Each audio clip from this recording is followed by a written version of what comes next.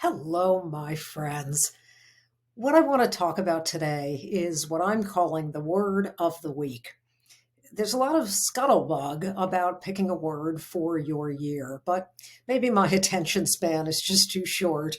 But 52 weeks for one word just doesn't quite work for me. So I'm really thinking about a word that I can utilize and hopefully you can find helpful every single week. So the word that I want to talk about today is awareness.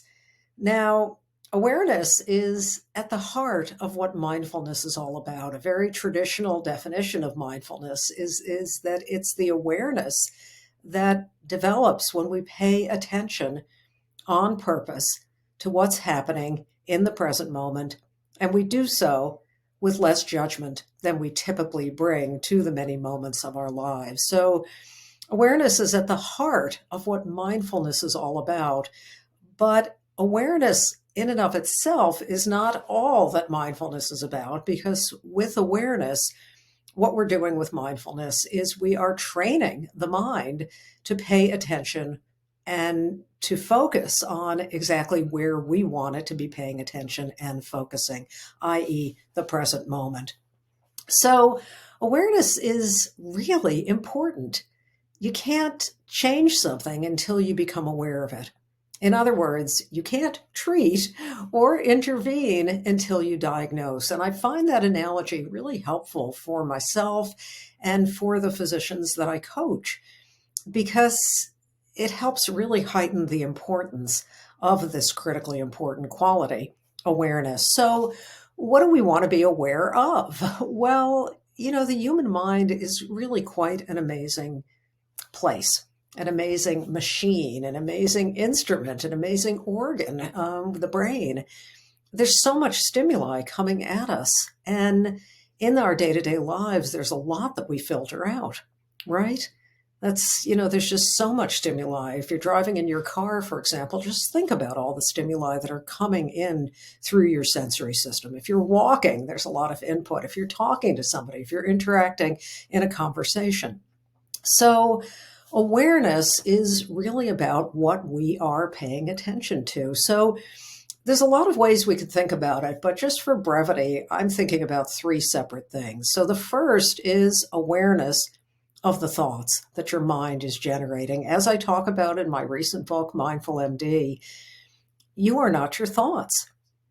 And with awareness, you can begin to recognize that you are not your thoughts. Now, why is that important? Because the human mind is producing tens of thousands of thoughts a day, some of which are incredibly helpful, but many of them are extremely unhelpful, right? You can kind of play around with it and think about, well, what's the wackiest thought your mind came up with today? And if your mind is anything like mine, there are a lot of really out there thoughts that just don't have anything to do with reality and, in fact, are not extremely helpful. So we want to begin to be aware of our thoughts so that we can choose which ones we're going to pay attention to, which ones we're going to devote our attention to, and which ones we're going to let just pass by, just like the clouds pass by in the sky. So that's kind of one example. A second where awareness is really helpful is awareness of our emotions and our emotional temperature. If I look back over the last few days, I spent a few days with my partner, and, there were a lot of points where my emotional temperature rose. And I had to be aware of it. I had to kind of diagnose my own emotional temperature so that I could respond in a way that was relationship enhancing rather than relationship eroding. And furthermore, we can be aware of our early warning signs for emotional activation.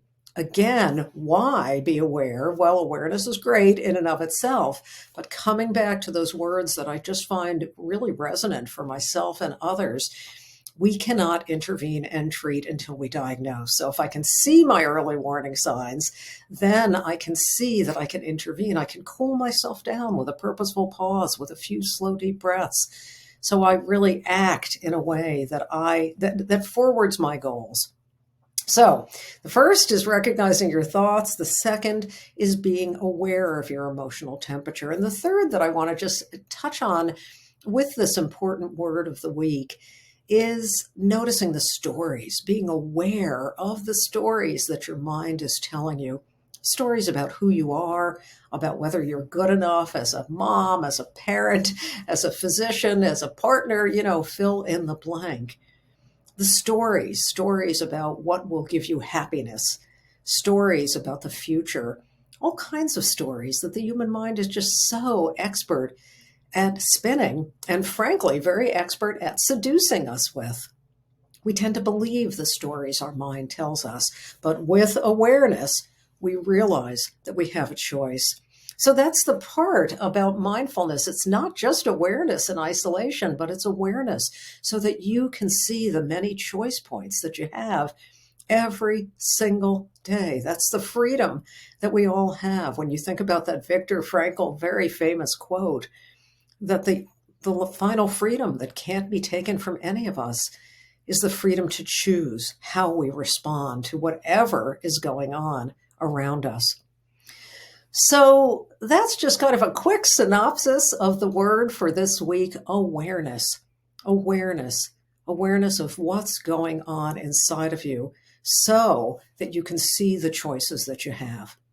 So we touched on awareness of thoughts, awareness of emotions and emotional temperature and emotional early warning signs around activation. And thirdly, awareness of the stories that the mind generates. So, to your resilience, I hope you can really think about this word and think about your own awareness in the service of reaching your goals.